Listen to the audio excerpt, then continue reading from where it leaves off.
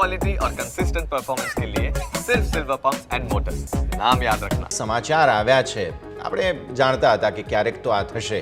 હવે પહેલાં તો નવા રેકોર્ડ બની ગયા સ્ટોકમાં, પછી 10%ની લોઅર સર્કિટ લાગી કેમ કે માર્કેટ કપલિંગની વિચારણા, એટલે જે મોનોપોલી છે આઈએક્સની તે તૂટશે.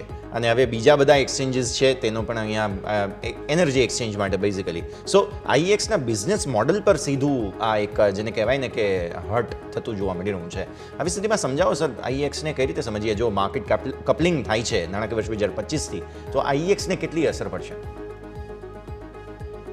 જ્યારથી આઈએક્સની આપણે જે કોન્સેપ્ટ આઈ થિંક બહુ ઘણા વર્ષો પહેલાની વાત છે ત્યારે ચર્ચા કરી, એ વખતે it was a novel concept, અને જે એક્સચેન્જ ઉપર ટ્રેડિંગ થતું હતું પાવરનું એ વખતે it was a novel concept, અને આપણે આઈ મીન એ એક બહુ સારી રીતે મેચ્યોર્ડ પણ થયું. હવે અને હમણાં છેલ્લા લગભગ 6 થી 8 મહિનામાં જે રીતે power sector as a whole, તમે કોઈ બી પાવર જનરેટિંગ કંપની હોય, ડિસ્ટ્રીબ્યુશન કંપની હોય, આ બધા ટ્રાન્સમિશન હોય, આ બધામાં આપણને એક સારી તેજી જોવા મળી. મારા ખ્યાલથી જો હું ના ભૂલતો હોઉં તો આખા સેક્ટરમાં લગભગ within I think 8 to 9 months આપણને લગભગ 45% જેટલું એક અપવર્ડ મુવમેન્ટ જોવાય છે. વીસ આપણને આઈએક્સમાં પણ એટલું જોવા મળ્યું છે.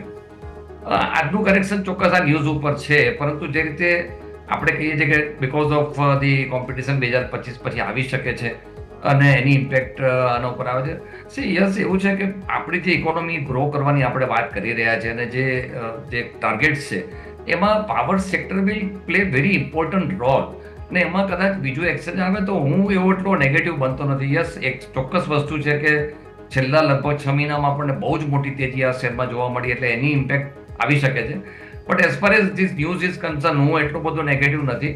કરેક્શન આવે, મેં જેમ કહ્યું, કરેક્શન કોઈ બી કારણ આવી શકે, એટલે કરેક્શન કોઈ સ્ક્રિપ્ટમાં આવે છે, આપણે એને લોંગ ટર્મ વ્યૂથી જોવું જોઈએ. જો કરેક્ટ થાય છે તો મારી દ્રષ્ટિએ આઈએક્સમાં ફરીથી પાછી એન્ટ્રી લેવાનો સમય થશે.